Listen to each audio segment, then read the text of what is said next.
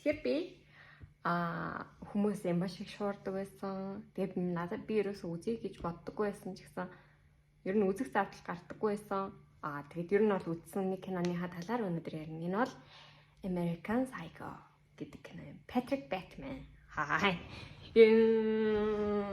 Тэгээд би энэ киног үзээд энэ киноны гарч ирдэг байсан рисууд тэгээд тэр Sigma allegation ер нь хүүхдүүдийн яг ингээ хуйларч байгаа тэр бүх үзэгдлүүд ямар хуурмаг, ямар аимшигтай өнгөцгөн, ямар бүр ингээд зүгээр л нүдээ дараад ингээ явж байгаа яг тийм юм сохор юм бэ гэдгийг би ер нь бол мэдэж авсан байхгүй юу. Залуучууд минь дээ. Хөвгүүд минь дээ. Ер нь бол Sigma boy гэж хэллээд байгаа. Patrick Bateman-ы тэр нүрийн хурилыг дүүрээгээд байгаа. Тэр бүх залуус минь дээ. Та нар ивэдээ хөр хэлтэй гэж хэлмээр санагдчихэв. За тэр чаах. За кинон руу гаръя. Тэгээд за ямар ч гэсэн би энэ киног үзлээ. Patrick Bateman ямар хөр хэлэлтэй, өрөвдөлтэй, Patrick нэг юм бэ гэдгийг мэдэж авлаа. Вау. За одоо эндээс жоох спойлер шүү. За үйл явдлын ерөнхийдөө бол нэлээд баялын хүүхэд. Тэгээд нэлээд гайгүй цалинтай. Тэгээд ер нь бол бусад хүмүүсээс илүү сайхан амьдардаг гэдгийг мэддэг. Гэтэ бусад хүмүүсээс илүү дутуу амьдардаг гэдгийг ч мэддэг. Тэр нэгэн хүн хэрхэн амьдарч өдрийн цагаар хэрхэн эд зүйлсэд шунаж им капиталист нийгмийн нэг хэсэг болох гэж хичээж байгаа. Шөнийн цагаар хэрхэн хоосон зүрх сэтгэл нь хоосорсон халуурчин болж хуурж байгаа талаар ер нь өгүүлж байгаа кино. Киноны төгсгөлд яг юм би ингэ найз залуу байгаа. Би ойлгосонгүй гэдгсэн байхгүй. Гэтэ би зүгээр эрхэлжсэн. Яг үндэ би ойлгосон. Яг юм юу нь мэдэгдэхгүй үйл явдал, гогцоотой үйл явдал. Ерөнхийдөө бол аль нь ч байж болох эргэлзээтэй төгсгөлд хүрсэн. Тэгэхээр Patrick Bateman алуурчин уу эсвэл халуурчин болохыг алж гин гэж өөрийгөө бодоо яваад байсан нэг тийм дэлгүүлүү хин нэгэн байсан уу гэдэг яг тийм эргэлзээнд хүрэгдэг төгсгөлтэй. Тэгээд аль төгсгөл нь өөрөө үнэхээр гонигтай төгсгөл. За одоо киноны талаар ер нь Patrick Bateman дээрээс би хараад юу бодсноо ингээд хэлье. За жишээ нь Patrick Bateman-ы брендинг зүйлс шунанд дурдлах тэгээд тэргээр бүх хүмүүсийн одоо жишээ нь тэрнийг ресторанд цаг захиалах ч юм уу тэр хин нэгэн хүнийг таньдаг байх. Нэрийн хуудасных нь фонт болон цаасны хэлбэр хэмжээ, цаасны өнгө, үсгнийх нь өнгө. Тэгээд дээрээс нь үнэртэн тэгээд арьсандаа анхаарал тавьж байгаа байдал, орд үсгийн давуу нь хүртэл үнэтэй брендийг учраас тэрнээсээ салж хаагцаж чадахгүй байх юм attached буюу юм холбоотой болчихсон байгуу юм мэдрэмж ч юм уу. Эдгээр бүх зүйлийг хараад нэгдүгээрт миний ой гоцсон. Тэгээд нэг оройн хоолн дээр бид илүү сайхан зүйлээ хүмүүсийг илүү ингээд humanity-д ингээд анхаарал хандуулах хэрэгтэй гэж Patrick Bateman-ы ярьж байгаа бүх зүйлийг сонсоод өөрөө ямар хүн блэ гэдгийг нь бодоод би яг тэр яриаг нь сонсоод үнэхээр ой гоцсон хамгийн тэгж ой готхын сацуугаар надад төрсэн бас нэг мэдрэмж нь зарим нэг талаараа би түүнтэй адилхан гэдгээ мэдэрсэн. Надад бас юм яарын жижиг үнэртэй ус байгаа. За би зүгээр яг тэрийг хөдөлтөж авсандаа жоох ийцсэн. Тэгээд би 3 камертай утас судалдаж авсан. Тэгээд ийм гоё харагддаг байранд руу бүр зарим байж нөөж орсон. Гэтэл энэ бүхнийг бодоод үзэнгүүт би бас яг үндэ Patrick Bateman-аас нэг дутхгүй зүгээр юм ингээд эдэлж хэрглэж байгаа зүйлс нь арай жижигэн ч гэсэн бас л би яг нэг тийм Patrick Bateman-ы өрөөс нь дугаагаад байгаа байхгүй юу? Cherokee-гийн мис заслын утас, Crocs-ийн эмнэлгийн тавчиг. Энэ бүгдийгээ бодоод өрөөсөө ч жоохон ой гоцсон. Яг ингээд энэ бол яг миний өөрөө өөртөө хамгийн их зөрчилдөг миний тал байхгүй. Би гаднаа бүр хичнээн их за би триптэс хувцас авдаг. Би ингээ өнгө мөнгөний хорвоод ингээд эдгээр зүйлс шунанд оролдог хин нэг юм биш. Би юм зоосны нүхээр харсан хин нэг юм биш гэж өөртөө асар их түүлэх гэж оролддог ч гэсэн эцсийн дүндээ өдрийн төгсгөлд би бас л ямар нэгэн хэрвээ надад мөнгө нь байвал би үнэтэй брендийн ямар нэгэн зүйл худалдаж авна гэдгийг мэддэг. Энэ үнэхээр гонхтой. Тэгээд аль болох өөрийгөө хазаарладаг хэмжээтэй хайшин. Энэ үүнийхээ хажуугаар би энэ ямар ч утга учиргүй штэ. Бүр ямар ч утга учиргүй гэдгийг би мэддэг байхгүй юу? Бүр уул нь мэддэг заяа. Гэтэ яг хажуугаар нь бас нэг юм бодол төрдөө. Би нэг удаа үнэтэй зүйл хэрэглээд үзлээ. Тэр зүйл надад маш их таалагдлаа.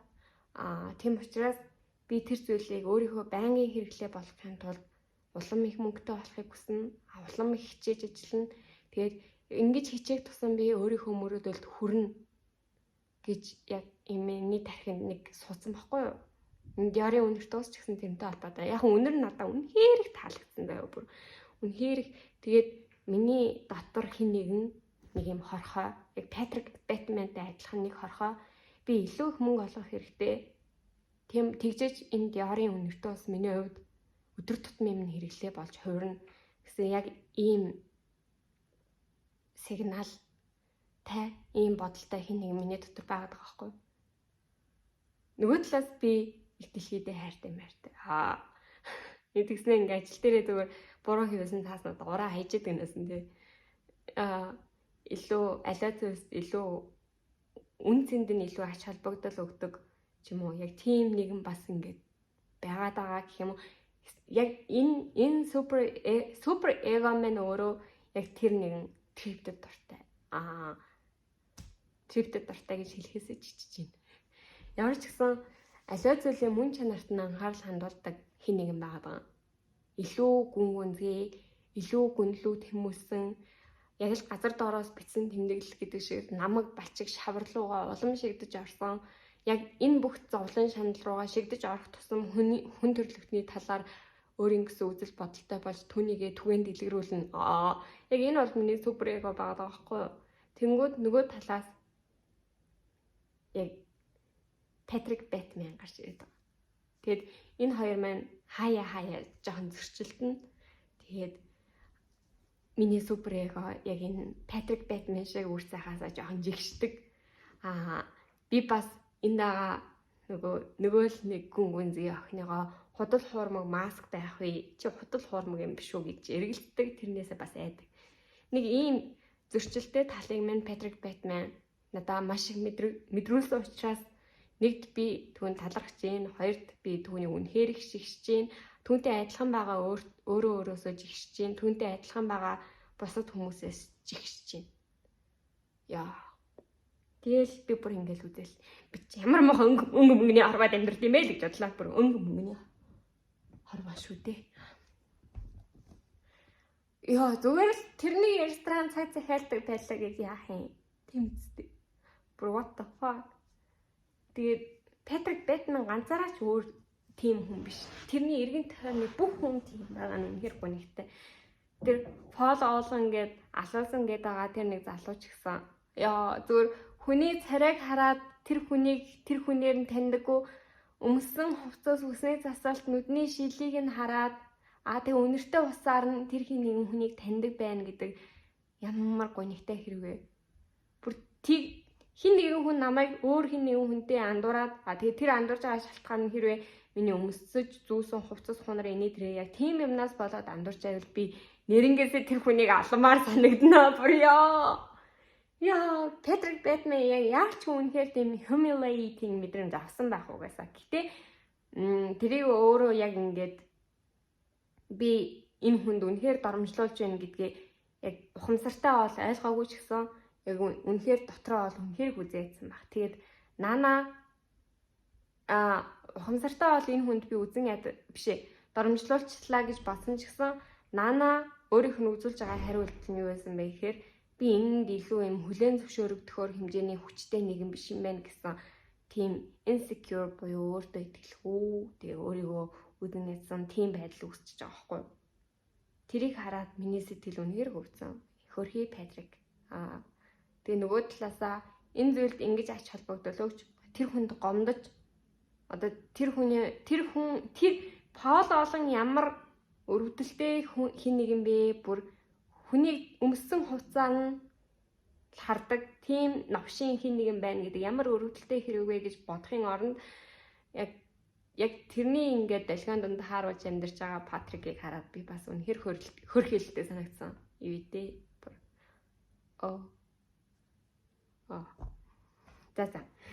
Тэгээд хүмүүсийн тэр эмэгтэй хүний тэр бусад хүмүүсийг яг ийм объект болгож харж байгаа тэдгээр бүх хүмүүс Пол олон шалгаагүй, Патрик Бэтмен шалгаагүй, түүний найзууд шалгаагүй бүгд бүр би хараад үнэхээр жигсэн. Бүр үнэхээр бүр what the fuck. Бүр яагаад ийм жигшмээр хамгийн аимшигтай заяа. Эдгээр хүмүүс жигшмээр гэхдээ энэ уул нь фикшн шүү дээ. Уул нь уран зохиол номноос энэ ном нь өөрөө уран зохиол. Тэгээ кино нь өөрөө ингээд уул нь кино. Яг энэ hyper realism буюу ингээд бидний амьдралын тусгал болсон нэг зүйл болчихж байгаа хгүй юугээр бид ингээд амьдрал юм байдаг гэж харж болж байна. Гэхдээ хамгийн гонигтай хэсэг нь үнэхээр тийм хүмүүс байдаг. Үнэхээр ийм өнгө мөнгөний хүмүүс байдаг. Арайч бүр Пол олон шиг яг ийм бүр тулчсан ийм аимшигтай хин нэгэн байж гэж би харж байгаа үл дээ. Хүнийг ингээд адилхан хувцастай болохоор нь ялгадгүй ч ашиг тэгээ бүр what. Oh my god. Гэтэл би ямар ч гэсэн нэг тийм навшин хүмүүсийг дандаа харсан. Бүр дандаа харсан. Ялангуяа ийм офис ажил эрхэлж байгаа тийм цаг үеүүдэд.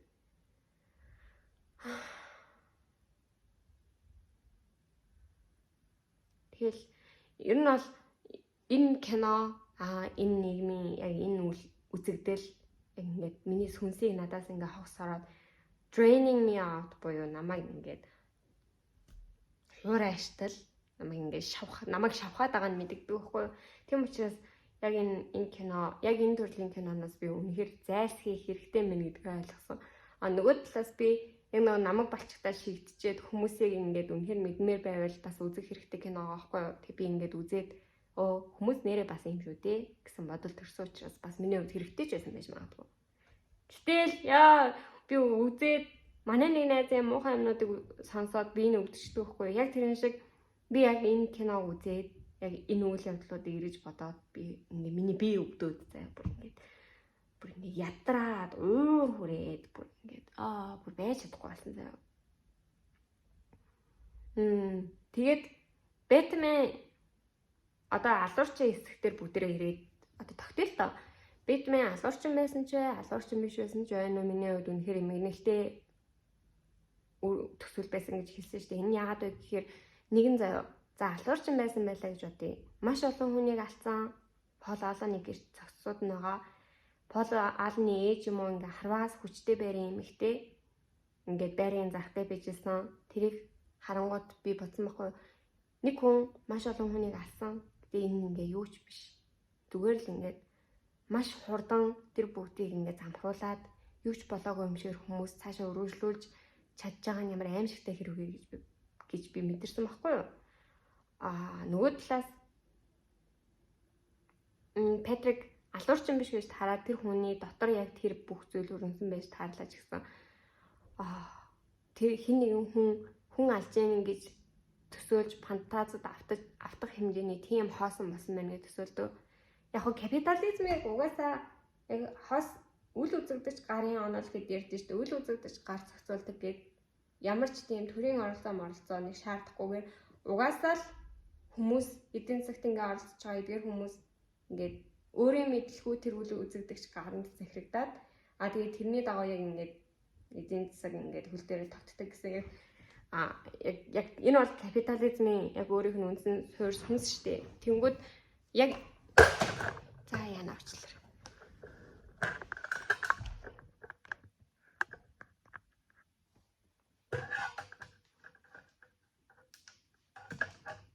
Энэ гэрэл арай хурцсан тий. Миний хамгийн дуртай гэрэл бол энэ гэрэл. Би энэ гэрэлтэй юу дуртай. Чинээс яагаад за тэр чих. Тэр үл үзэгдэж гарны онолоор ингээд зохицуулагддаг шүү дээ. Тэгвэл энэ үйл үзэгдэгч гар хүмүүсийг ч гэсэн зохицуулаад хүмүүсийг зүрх сэтгэл сүнснээс нь бие оюуныг ингээд салгаад ингээд бас ингээд тусгаарлцдаг бол яах вэ? Амар тийм байвал яах вэ? Тэгж би бас бодсон. Тэгээд энэ бүх зүйлсийн хор уршиг, энэ бүх юм объективизм, бүх зүйлийг яг юм эд зүйлс юм шиг ингээ хардаг энэ бүх зүйл үйл явц ингээ яг миний сүнсийг надаас сороод drain me out болсон шиг Patrick Bateman-ыг ч гэсэн тэгсэн бол яах вэ гэж бодоод би жоохон өрөвдсөн. Нөгөө талаас тэр зүйлээс өөрийгөө хамгаалж чадаагүйг нь хараад тэр зүйлээс сэрч чадаагүйг нь хараад яагаад гэвэл хүмүүс сонголт өгөхгүй юу? Надад ч гэсэн сонголт байсан. Тэгээ би ингээ сэрч чадсан. Ямар амар бархан минь. Ямар амар өөртөө ихтэй хосч байна. За би сэрч чадсан. За ямар ч гэсэн ийм зүйл байд юм шүү. Би ийм болохгүй шүү. Ингээд нүдэн нээж амьдрах хэрэгтэй шүү гэсэн яг тиймэрхүү мессежүүдийг өөртөө суулгах боломж байсан л байх гэж бодож байна. Яагаад гэвэл надад ч гэсэн гарч ирсэн. Хүн болгон тодорхой хэмжээгээр гарч ирдэг. Тэр бүгдийн хажуугаар нүдэн ханиад өнгөрсөн бол эцэст нь энэ бүх өнгө мөнгөний хорвоо дээр өрнөж буй энэ өнгөцхөн ийм эддүүлийн ийм амьсгалтай үйл явдлууд чамайг ховс хороод тэгээ хоосон хэн нэгэн болгон хоосон хүнээс сав болгож хувиргаж байгаа бол үүнийг нь өөрт хүлэн зөвшөөрсөн чи өөртөө ч гэсэн гомдох хэрэгтэй гэж би Patrick Bateman хэлмээр байна. Ер нь аль тийм. Ер нь үнэхэр гонхтой кино байлаа. Ямар нэгэн тийм one day шиг ч юм уу тий гонхтой хайрын түүхээс ч илүү намайг гониглуулж тэрнээс ч илүү намайг өвдгөж чадсан гонхтой кино байлаа. Тэгээд одоо энэний бичлэгээ төгсгөл би бас юу ярмаар байна гэхээр киногоо үзээгүй байж магадгүй л дээ хүүхдүүд тэгээд яг ингээд юу болоод өнөөдөө тэгээ Patrick Bateman ямар хөөр хийлэлтэй, ямар ферерик, ямар юм бүр өт хорхоо шиг өчүүхэн амт юм бэ. Наад захын Пол Олоны тэр хуульчийг өөрийнхөө хуульч гэж бодох хэмжээний. Пол Олоны хуульч ч гэсэн өөрийг нь яг л объектыг харж байгаа. Гэхдээ тэр зүйлийг ингэж түүний эсрэг тэмцэхгүйгээр яг түүний энэ хүлэн зөвшөөрж байгаа тэр байдал нь гэх юм уу. Ингээ өөрөөсөө сул дараа биеийн үнэлэгч гудамжны хүмүүстэй ямар муухай аимшигтай яг эд зүйл шиг зүгээр л ингээд хог руу хажиж болдог хог шиг хандаж байгааг нь харсан ч тэр бүр яаж ийм аимшигтай өрөвдөмөр өчүүхэн жижиг торхоо шиг хэн нэгнийг хараад зүгээр энэ шиг болъё энэ шиг болмоор байна гэж боддог байна бүр вау. За киног нь үзчихээ тэгж бодож байгаа хүмүүс хамаар тэд нар бол бүр ингээд ямар өрөвдөмөр хүмүүсээ л гэж бодож байна. Тэгээ тэрийг нөгөө Sigma гэж нэрлээд тэгээ ингээд яваад байгаа. Ингэж мингэ яваад байгаа. Тэр хүмүүс бүр ингээ ямар юм лөө шуураад байгаа гэдгээ мэдтгэж болоосай. Өрөвдөмөр. Үнэхээр өрөвдөмөр. Мэдхгүй шуурж байгаа хүмүүс ч гэсэн ядаж үзээч ээ. Ямар хийцэн бэ? Би ч гэсэн бас ингээд мэдхгүй байхдаа зүгээр үзээд ингээ ямар инээдтэй. Эсвэл ингээд мим хараал инээдгэлээсэн л та. Тэгээ найз залуутайгаа ингээ хаяа маялан Sigma гэж жоок хийдэг. Гэтэ үнэхээр яг энэ зүйлийг өөрийнхөө зан чанар болгож хурагж байгаа зарим нэг хүмүүс байдаг шүү дээ. Тэр мэрийг хараад вау. Зүгээр л ямар өрөвдөмөр юм бэ гэж бодсон. Би бүгдийг үнэхээр өрөвдөж байна. Бүр ингээд тэгээ бас жоохон ай готчих. Тэгээ миний American Psycho гэдэг кино үзсэн. Тэмдэглэл маань энэ хүрээд дуусч байна. Энэ гэрч одоо яагаад байгаа юм бэ? Сая би нөгөө унгаацсан болохоор өвдөрсөн болов уу?